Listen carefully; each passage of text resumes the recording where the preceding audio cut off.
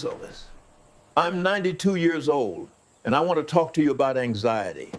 Now, I know what you're thinking. What could some old man who spent his life working land and keeping quiet possibly know about something like that? Fair enough. So let me tell you where I learned it.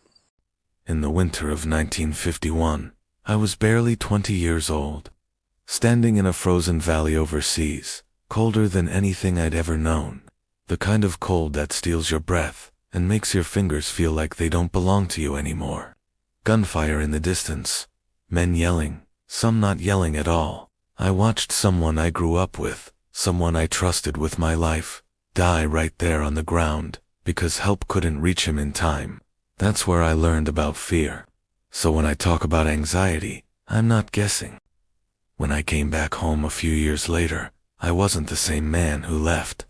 I couldn't sleep more than an hour without waking up soaked in sweat. Any loud noise sent my body straight into panic before my mind could catch up. I drank more than I should have, snapped at people I loved. My hands shook for no reason, and I hated myself for it. Back then, nobody had a name for it. They didn't call it trauma or PTSD. They said I had nerves, told me to toughen up, told me to quit thinking so much. So I tried. It didn't work. You can't will anxiety away any more than you can will a broken bone to heal. And if someone's ever told you to just calm down, let me tell you this plainly. They don't understand. Anxiety isn't weakness. It isn't imagination. And it sure isn't something broken about you. It's real. And it's heavy. Now here's what it took me years to learn. Years I wish I could give back to you. First, fear lives in the body. It's not just in your thoughts. It's in your shoulders, your chest, your stomach. So you've got to move. Not exercise for looks. Not some fancy routine. Work. Real movement. The only time I felt quiet inside was when I worked until my muscles burned and my mind had no room to wander.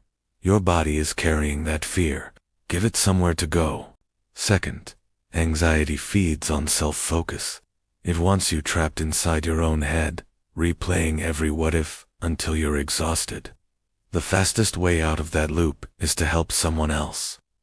When I was struggling most, my wife would send me out with a purpose check on someone, fix something small, lend a hand. It's hard to drown in your own worries when someone needs you. Now here's the hardest truth, but also the most freeing one. Anxiety lives in the future, not in the now.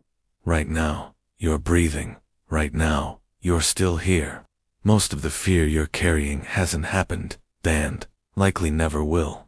I learned to ask myself one question when panic showed up. Is something wrong right now? Not tomorrow, not next month, right now. Most times, the answer was no. I spent years suffering over things that never came, and the things that did come, worrying didn't stop them anyway. Preparation helps. Worry doesn't. If you can do something, do it. Make the call. Fix the issue. Say the hard words. If you can't control it, let it go. Trying to control what you can't is like trying to stop the wind with your hands. It will only wear you down. Two more things helped me survive when nothing else did. Faith, whatever that looks like for you. I needed something bigger than myself to carry what I couldn't. And routine. Same wake-up time, same order, same rhythm. When your mind feels chaotic, routine gives it rails to run on. I've lived long enough to tell you this truth. The fear doesn't vanish, but you grow bigger than it. I still wake up some nights in places I haven't been for decades. Some scars still aching side and out, but fear doesn't run my life anymore. I do. And if you're young and struggling right now, hear me clearly. It gets better. Not because life becomes easy, but because you become stronger. You don't believe that yet. I didn't either, but you will.